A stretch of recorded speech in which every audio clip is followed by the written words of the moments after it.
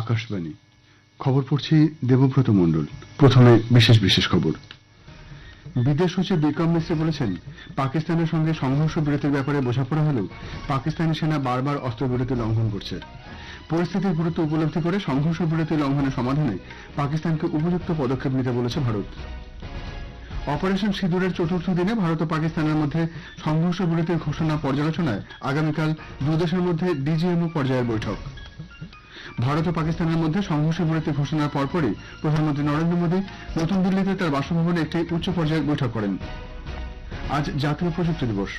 1998 সালে এই দিনে ভারত সফলভাবে রাজস্থানের পোখরানে পারমাণবিক বোমার পরীক্ষা করে। বাংলাদেশে মোহাম্মদ ইউনূসের নেতৃত্বাধীন অন্তর্বর্তী সরকার সন্ত্রাসবাদ বিরোধী আইনের অধীনে দলের এবং অন্যান্য নেতাদের বিচার শেষ না হওয়া পর্যন্ত প্রাক্তন প্রধানমন্ত্রী শেখ হাসিনার আওয়ামী লীগের সব রকম কার্যকলাপ নিষিদ্ধ করেছে। ভারত ও পাকিস্তানের মধ্যে যুদ্ধবিরতি ঘোষণার প্রেক্ষিতে স্থগিত থাকা টি-20 লিগ শেষ করার জন্য বিসিসিআই আজ আইপিএল পরিচালন পরিষদের সঙ্গে বৈঠকে বসবে। আসছি বিস্তারিত খবরে। ভারতের বিদেশ সচিব বিক্রম মিশ্রি বলেছেন, পাকিস্তানের সঙ্গে সংঘর্ষ বিরতির ব্যাপারে বোঝাপড়া হলেও পাকিস্তানি সেনা বারবার অস্ত্রবিরতি লঙ্ঘন করছে। নতুন দিল্লিতে সাংবাদিকদের ব্রিফিংয়ে তিনি বলেন, সশস্ত্র বাহিনী এই লঙ্ঘনের যথাযথ এবং উপযুক্ত জবাব দিচ্ছে। তবে নতুন দিল্লি এই ধরনের লঙ্ঘনকে খুব জরুরি বিষয় হিসেবে নিচ্ছে। ভারত পাকিস্তানকে এই সংঘর্ষ বিরতি লঙ্ঘনের সমাধানে এবং পরিস্থিতির গুরুত্ব উপলব্ধি করে উপযুক্ত পদক্ষেপ নিতে বলেছে। শ্রী মিস্ত্রি জানান, সশস্ত্র বাহিনী পরিস্থিতির উপর কড়া নজর রাখছে। আন্তর্জাতিক সীমান্ত এবং নিয়ন্ত্রণ রেখা লঙ্ঘনের পুনরাবৃত্তির ক্ষেত্রে কঠোরভাবে মোকাবিলা করার নির্দেশ দেওয়া হয়েছে। भारत और पाकिस्तान के डीजीएमओज के बीच जो पिछले कुछ दिन से चल रही सैन्य कार्रवाई को रोकने का समझौता आज शाम को हुआ था, पिछले कुछ घंटों से इस समझौते का पाकिस्तान की ओर से घोर उल्लंघन हो रहा है। भारतीय सेना जवाबी कार्रवाई कर रही है और इस सीमा अतिक्रमण से निपट रही है। ये अतिक्रमण अत्यंत ही निंदनीय है और पाकिस्तान इनके लिए जिम्मेदार है। हमारा मानना है कि पाकिस्तान इस स्थिति को ठीक से समझे और इस अतिक्रमण को रोकने के लिए तुरंत उचित कार्रवाई करे। सेना ने इस स्थिति पर कड़ी नजर रखी हुई है और उसे किसी भी अतिक्रमण से निपटने के लिए ठोस और सख्त कदम उठाने के लिए आदेश दे दिए गए। এদিকে সংঘর্ষ বিরতি ঘোষণার কয়েক ঘন্টার মধ্যে পাকিস্তানি সেনা ফের অস্ত্রবিরতি লঙ্ঘন করেছে। শ্রীনগর, জম্মু, পুঞ্চ, রাজস্থানের বারমের, শ্রী গঙ্গানগর ও হনুমানগড় সহ দেশের একাধিক স্থানে আকাশে ড্রোন দেখা গেছে বলে খবর। ওই স্থানগুলিতে ব্ল্যাকআউট জারি করা হয়। জম্মু কাশ্মীরের মুখ্যমন্ত্রী ওমর আবদুল্লাহ সামাজিক মাধ্যমে তার নিজের হ্যান্ডেল থেকে এক পোস্টে জানিয়েছেন, সংঘর্ষ বিরতি বলবৎ হয়নি, ভারতের আকাশ প্রতিরক্ষা ব্যবস্থাকে সক্রিয় করা হয়েছে। গুজরাটের কচ্ছ জেলায় একাধিক ড্রোন দেখা গিয়েছে বলে গুজরাটের স্বরাষ্ট্র প্রতিমন্ত্রী হর্ষ সাংভি এক টুইট বার্তায় জানিয়েছেন। সেখানেও ব্ল্যাকআউট করা হয় বলে তিনি জানান। ভারত ও পাকিস্তানের মধ্যে সংঘর্ষ বিরতি ঘোষণার পরপরই প্রধানমন্ত্রী নরেন্দ্র মোদী নতুন দিল্লিতে তার বাসভবনে একটি উচ্চ পর্যায়ের বৈঠক করেন। বৈঠকে বিদেশমন্ত্রী ডক্টর এস জয়শঙ্কর, প্রতিরক্ষামন্ত্রী রাজনাথ সিং, জাতীয় নিরাপত্তা উপদেষ্টা অজিত দোভাল, প্রতিরক্ষা বিভাগের প্রধান এবং 3 বাহিনীর প্রধানরা উপস্থিত ছিলেন।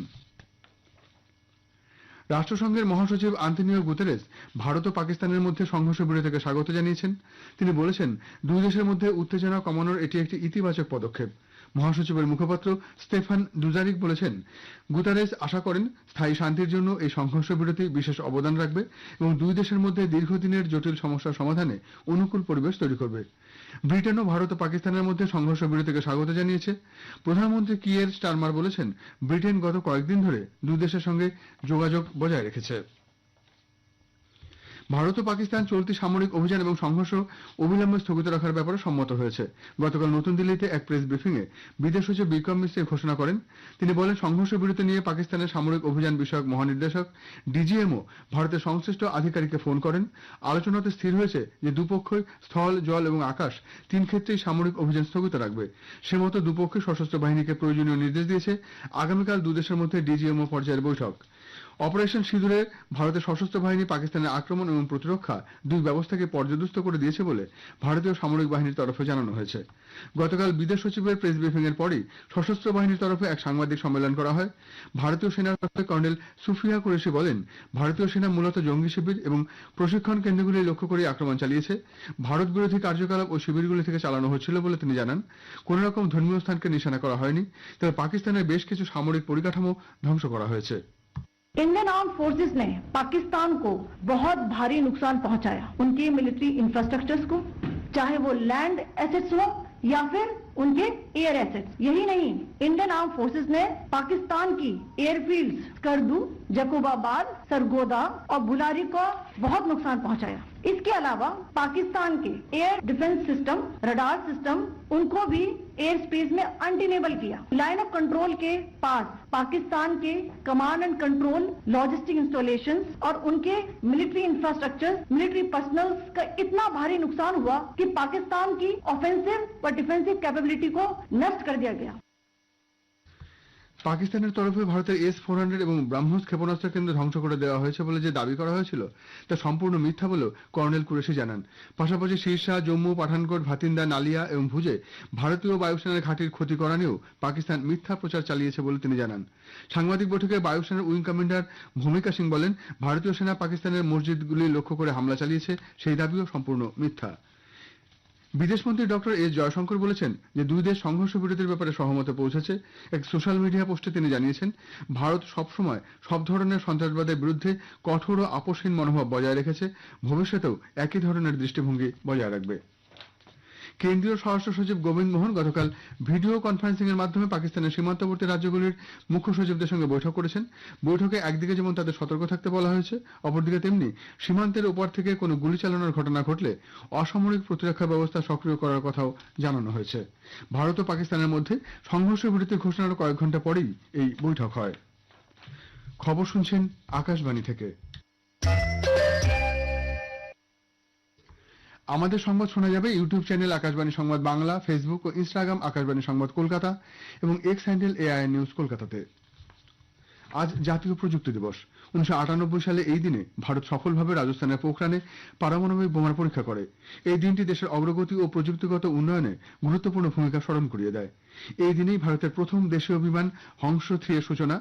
জাতীয় প্রযুক্তি দিবসের উদ্দেশ্য দৈনন্দিন জীবনে প্রযুক্তির ভূমিকা তুলে ধরা এবং যুবকদের বিজ্ঞানের প্রতি আগ্রহ তৈরিতে উৎসাহিত করা। ভারত যখন কৃত্রিম বুদ্ধিমত্তা, জৈব প্রযুক্তি এবং কোয়ান্টাম কম্পিউটিং এর মতো অত্যাধুনিক প্রযুক্তি গ্রহণ করছে, তখন এটি অগ্রগতির এবং উদ্ভাবনের শক্তির স্মৃতিচিহ্ন হয়ে দাঁড়ায়। বাংলাদেশে মোহাম্মদ ইউনূসের নেতৃত্বাধীন অন্তর্বর্তী সরকার সন্ত্রাসবাদ বিরোধী আইনের অধীনে দলের এবং অন্যান্য নেতাদের বিচার শেষ না হওয়া পর্যন্ত প্রাক্তন প্রধানমন্ত্রী শেখ হাসিনার আওয়ামী লীগের সব রকম কার্যকলাপ নিষিদ্ধ করেছে।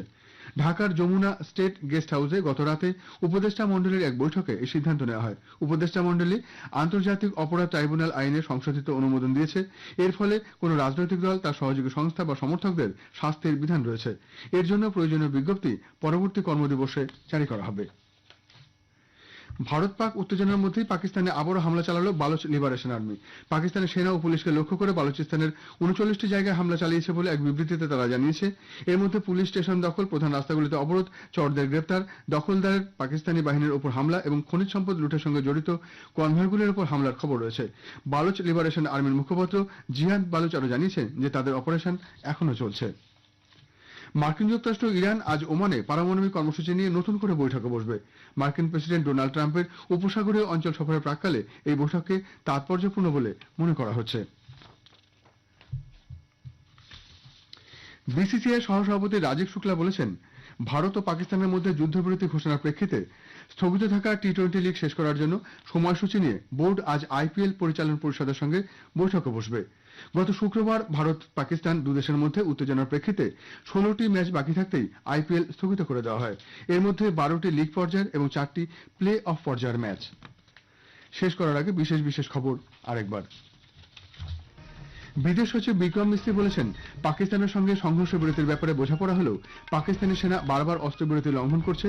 পরিস্থিতির গুরুত্ব উপলব্ধি করে সংঘর্ষ বিরতি লঙ্ঘনের সমাধানে পাকিস্তানকে উপযুক্ত পদক্ষেপ নিতে বলেছে ভারত।